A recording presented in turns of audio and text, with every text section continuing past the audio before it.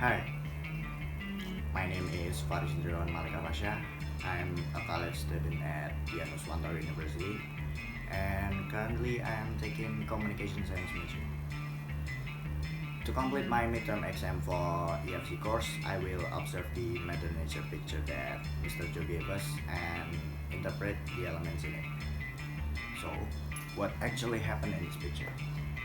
There is a silhouette of a woman that represent nature and someone pointing a gun at her, which represent as a city.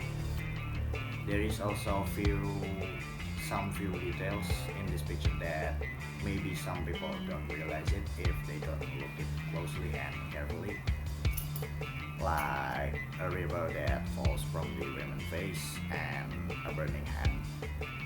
In conclusion, this picture is represent nowadays that nature is sad and crying because being threatened by buildings that built by humans.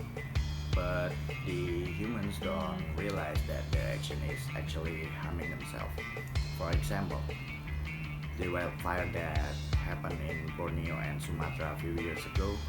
As a result of that, many locals there is getting sick and some of it died. This is happened because some irresponsible human behavior that not only harming nature but harming their kind. So that's it.